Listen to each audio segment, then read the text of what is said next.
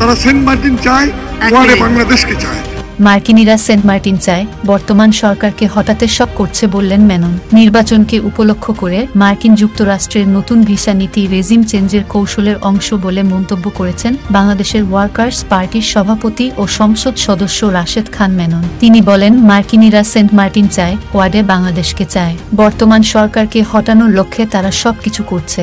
গতকাল সংসদের বৈঠকে 2023-24 সালের অর্থ বছরের প্রস্তাবিত বাজেটের উপর সাধারণ আলোচনায় অংশ নিয়ে রাশেদ খান মেনন এসব কথা বলেন। এর আগে স্পিকার শিরিন শারমিন চৌধুরীর সভাপতিত্বে সংসদের বৈঠক শুরু হয়। আওয়ামী লীগের নেতৃত্বাধীন সরকারের সাবেক মন্ত্রী রাশেদ খান মেনন বলেন, মার্কিন যুক্তরাষ্ট্রের যারা বন্ধু তাদের শত্রুর প্রয়োজন নেই। বেশ কিছু সময় আগে মার্কিন যুক্তরাষ্ট্রে বাংলাদেশকে বাগে রাখতে স্যাংশন দিয়েছে। এখন নির্বাচনকে উপলক্ষ করে ভিসা নীতি ঘোষণা করেছে। এটা কেবল দুর্বিসন্ধিমূলকই নয়, তাদের রেজিম চেঞ্জের কৌশলের অংশ। তারা সেন্ট মার্টিন চায়, ওয়ার্ডে বাংলাদেশকে চায়। 14 দলীয় জোটের অন্যতম নেতা মেনন খান বলেন, বাংলাদেশের মুক্তিযুদ্ধের বিজয়কে ছিনিয়ে নিতে তারা বঙ্গোপসাগরে 7ম নৌবহর পাঠিয়েছিল। তীব্র খাদ্য সংকটের সময় বঙ্গবন্ধুর সরকারকে বিব্রত করতে মধ্য সমুদ্র থেকে গমের জাহাজ ফিরিয়ে নিয়েছিল। বঙ্গবন্ধুর হত্যার পিছনে তাদের কালো হাত ছিল। এখন আবার বর্তমান সরকারকে হটানোর লক্ষ্যে তারা সবকিছু করছে। সরকারের অবস্থানকে সমর্থন জানিয়ে মেনন বলেন, প্রধানমন্ত্রীর অবস্থানের প্রতি পূর্ণ সমর্থন করে আমি বলতে চাই, বাইডেন সাহেব ট্রাম্পকে সামলান, আমাদের ঘর আমরা সামলাব। বাইডেন সাহেব ট্রাম্পকে সামলান, আমাদের ঘর আমরা সামলাব। নির্বাচন হবে, শেখ হাসিনার সরকারকে রেখেই হবে। বিএনপির উচিত হবে নির্বাচনে অংশ নেয়া। তারেক রহমান নির্বাচন না করে 2029 সালের জন্য অপেক্ষা করতে পারে, কিন্তু বিএনপি এর মধ্যে অস্তিত্বহীন হয়ে পড়বে। তার সেই স্বপ্ন পূরণ হবে না। বাংলাদেশ এগিয়ে চলেছে, এগিয়ে যাবে। জামায়াতকে সমাবেশ করতে দেওয়ার অনুমতি দেওয়ার সমালোচনা করে মেনন বলেন, হঠাৎ করেই আমরা দেখলাম যে জামাতের রাজনীতি নিষিদ্ধ করার জন্য আইনমন্ত্রী মাঝে মাঝেই সরকারের উদ্যোগের কথা বলেন।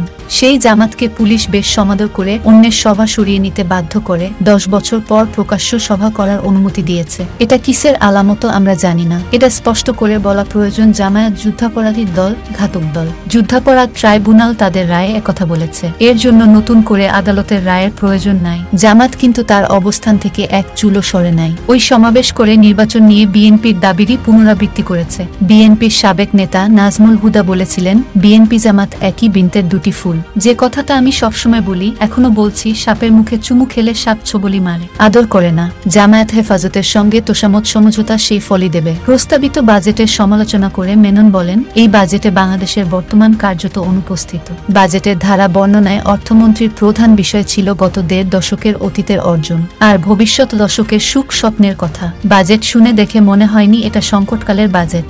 সংকট এখন সর্বব্যাপী। মূল্যস্ফীতি, রিজার্ভ কমে যাওয়া, জ্বালানি সংকট, ডলার সংকট, নদীর পানির সংকট, সংকট কোথায় নেই। স্বয়ং প্রধানমন্ত্রী এই সংসদে দাঁড়িয়ে যখন বলছেন যে মূল্যস্ফীতি ও লোডশেডিংয়ে জনগণের জীবন কষ্ট নেমে এসেছে, সেখানে অর্থমন্ত্রী ওই মূল্যস্ফীতি 6 শতকে ধরে রাখার আশাবাদ শোনালেও কিভাবে সেখানে নামিয়ে আনবেন তার কোনো কৌশল বা নির্দেশনা বাজেটে দেননি। মেনন অভিযোগ করে বলেন, বাজার ব্যবস্থাপনার ক্ষেত্রে চরম দুর্বলতার কারণে জিনিসপত্রের মূল্য একেবারেই লাগাম ছাড়া। পেঁয়াজের মূল্যের ঊর্ধ্বগতি রোধের ক্ষেত্রে বাণিজ্য মন্ত্রণালয়ের পদক্ষেপেই বোঝা যায় যে বাজার নিয়ন্ত্রণে তারা আগ্রহী নন, অথবা কাউকে সুবিধা দিতে চান।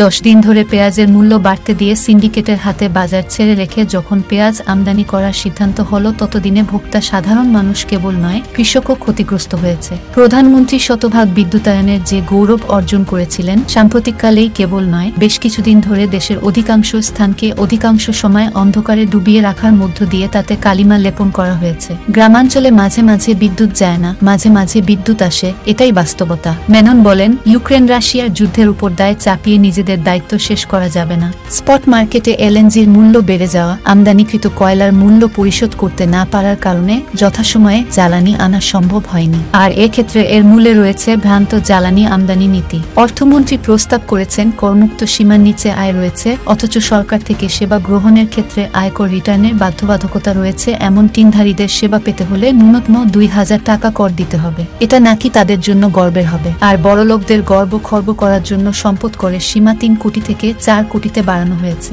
রাশেদ খান মেনন বলেন, দেশে ডিজিটাল আইন নিয়ে বিতর্ক দীর্ঘদিনের, বিদেশিরাও এ নিয়ে কথা বলে। আইনমন্ত্রী স্বীকার করেছেন, এই আইনের অপপ্রয়োগ হচ্ছে।